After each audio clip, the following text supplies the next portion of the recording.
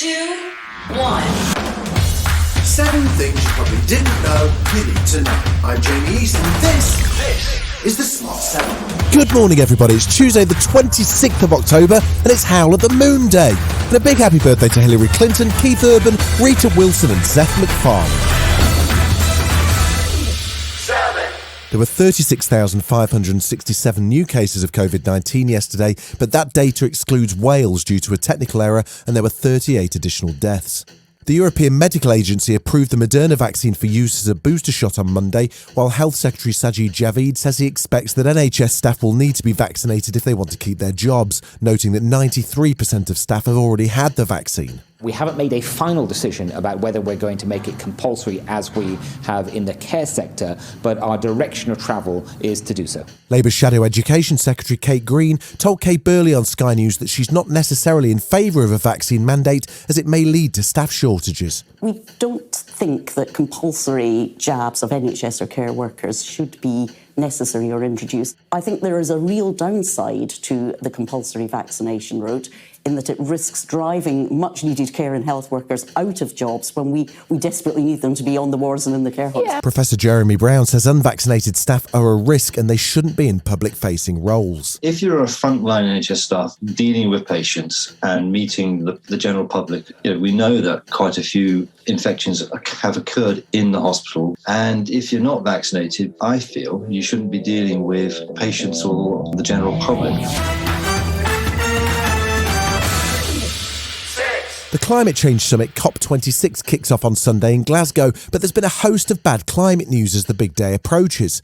Monday saw a new report that showed the $100 billion climate pledges for 2020 that were supposed to help climate change in developing countries hadn't been delivered on. A new UN report showed that greenhouse gases hit record levels last year, even with lockdowns, and that the 1.5 degree warming target is probably now out of reach. That all led to a worried Boris Johnson speaking in advance of the summit. It's going to be very, very tough, this summit, and I'm very worried because it might go wrong, and we might not get the agreements that we need. And it's touch and go. There was some good news from Scotland as First Minister Nicola Sturgeon gave her backing to the summit and pledged to do whatever is necessary to make it successful. All leaders at COP need to truly understand the entirely justified anger that so many young people across the world feel. The Scottish Government will do everything and anything we can to ensure that COP26 is a success.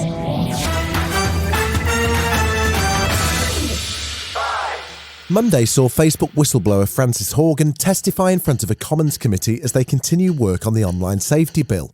She spoke as a trove of documents were released by her legal team. The Facebook papers revealed that the Facebook algorithm appears to push users towards extremist content and that not enough moderation takes place. Anger and hate is the easiest way to grow on Facebook.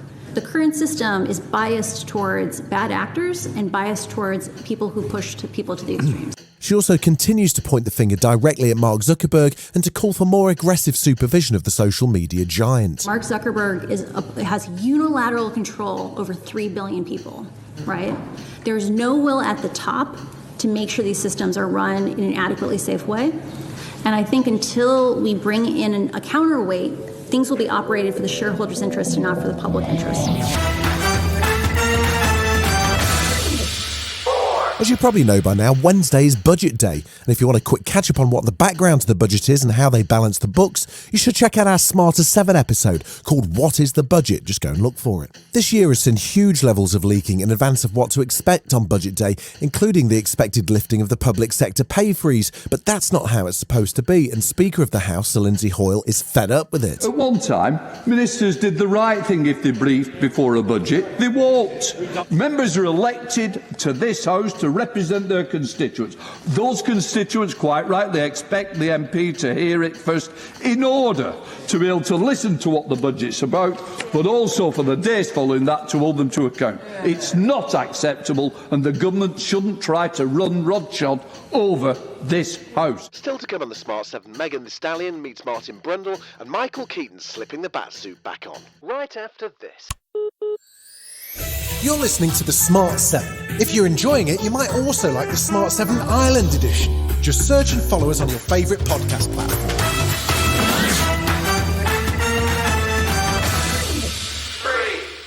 Sunday saw a nail-biting finish to the US Grand Prix in Austin, Texas, as Max Verstappen managed to hold off Lewis Hamilton to claim the win and increase his championship lead to 12 points with only 5 races to go.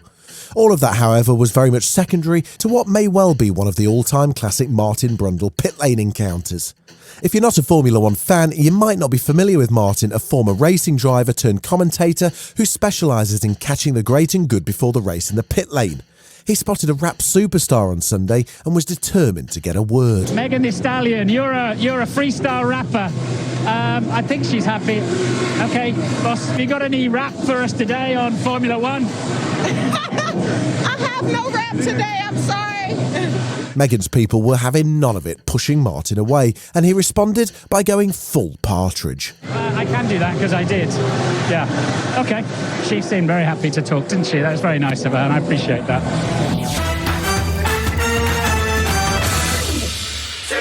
Michael Keaton's keeping busy at 70 years of age. He's just popped back on the Batman suit for the new Flash movie, and apparently it still fits. And he spoke to 60 Minutes about what it's been like to have a career that took him from Beetlejuice to Birdman and back to Batman again. I was never afraid to go to dark or scary or really, really, really raw places, ever. But also, I didn't want to look back and go, you kind of wussed out, you know. And sometimes there's no crime in saying, this is pretty easy. Just open your mouth and let the words come out and tell the truth. You can't beat a bit of old-fashioned heist/double-cross/action caper on a cold November evening. So we think you're going to like Red Notice. It's got an all-star cast: Ryan Reynolds, Gal Gadot and The Rock, Dwayne Johnson, in a complicated tale that involves an FBI profiler using a thief to catch a thief. Expect plenty of explosions and lots of one-liners. It drops on Netflix November the 5th. I want you to help me catch the most wanted art thief in the world, the Bishop. Hello, boys. It's so nice to finally meet you in person. Trusting a thief can be dangerous. Oh, what the... This has been The Smart 7. Wherever you're listening, do us a favour and hit the follow button. We'll be back tomorrow at 7 a.m. Have a great day. Written, produced and published by Daft Doris.